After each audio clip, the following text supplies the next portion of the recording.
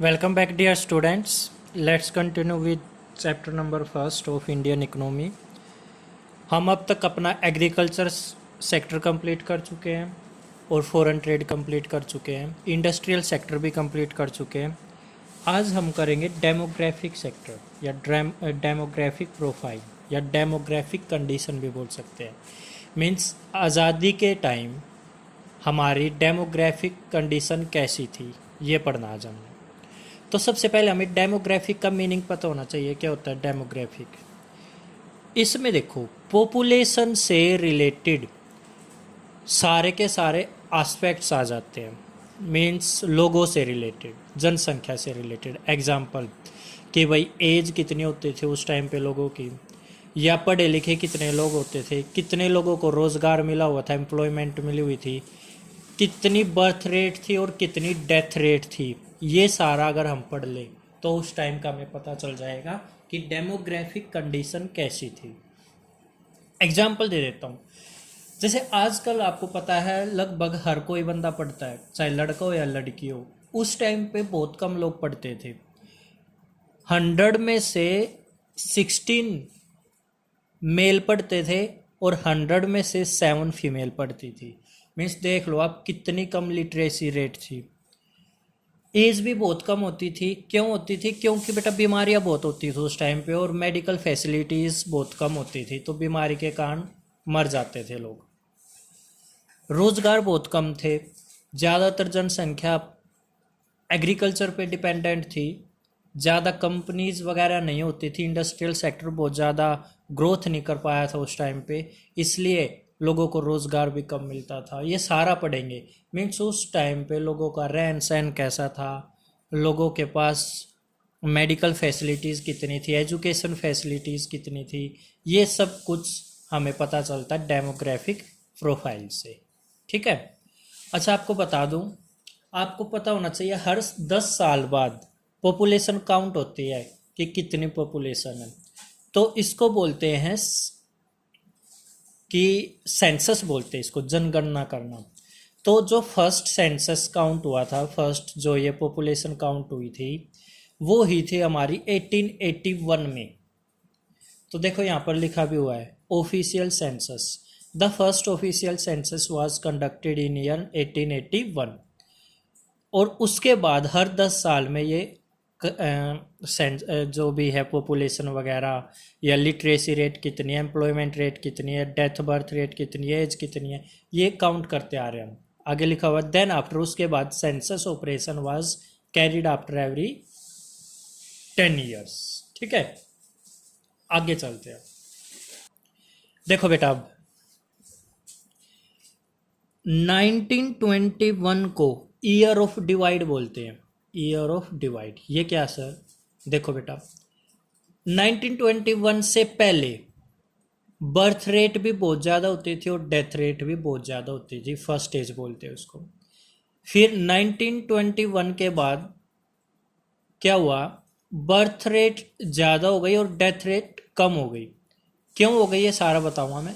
फिर अब जो रेट है थर्ड है, अब बर्थ रेट कम है और डेथ रेट भी कम है।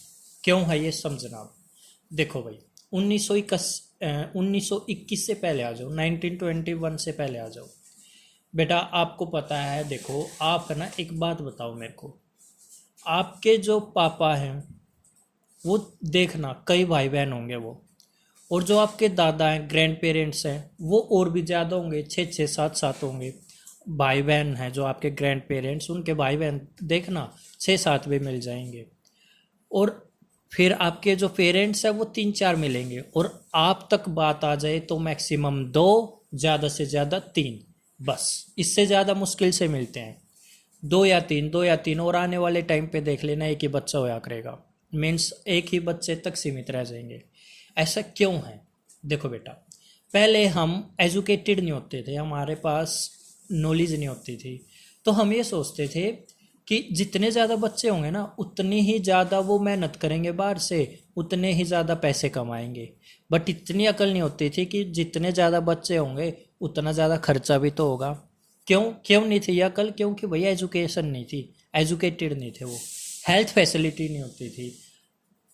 अगर देखो टीवी एक आप बीमारी होती है, खांसी होती है, उसमें आपको पता है टीवी हो गई तो उसका इलाज नहीं था, वो मर ही जाता था। बहुत सारी ऐसी बीमारी थी जो आजकल नॉर्मल बीमारी है, अगर वो पहले हो जाती थी तो लोग मर ही जाते थे। तो इन कारण की वजह से, क्योंकि हम अनपढ़ थे उस टाइम पे, हमें पता नहीं था कि ज़्यादा बच्चे ठीक है या कम बच्चे ठीक है, तो हम बहुत सारे बच्चे कर लेते थे, इसलिए बर्थ रेट ज़्यादा थी। और मेडिकल फैसिलिटीज़ नहीं होती थी, बीमार हो जाते थे तो मर ही जाते थे, इसलिए डेथ रेट भी बहुत ज़्यादा थी। फिर 1921 के बाद थोड़ी थोड़ा सुधार आया।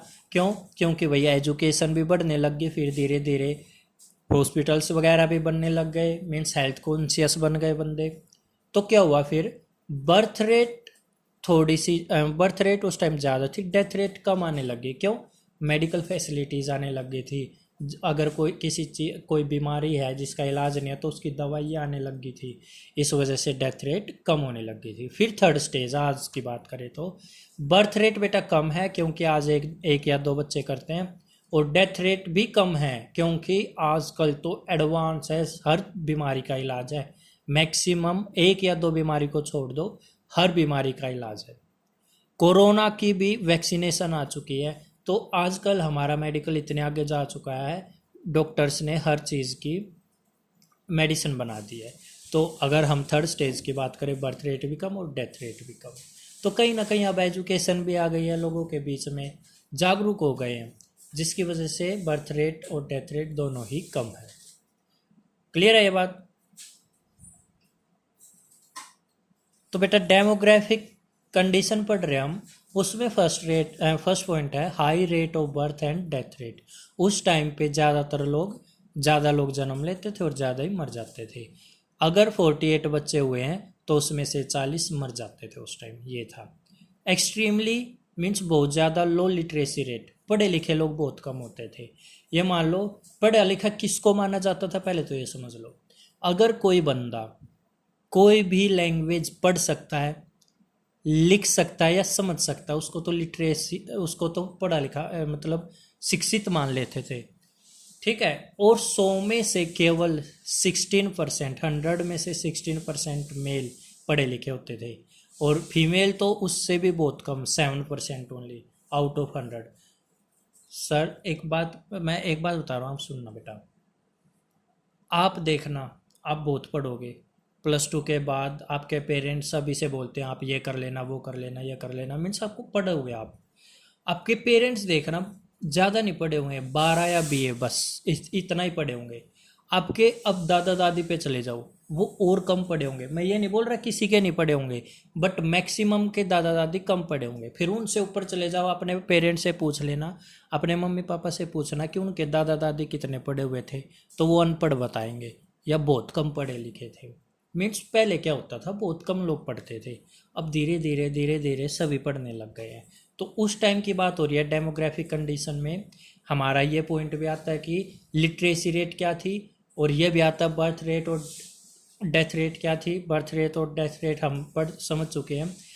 लिटरेसी रेट में हमें पता चल चुका है कि भाई जो मेल है वो तो 7% और फीमेल, सॉरी, जो मेल है वो 16% और फीमेल 7% पढ़े लिखे होते थे। आगे देखते हैं।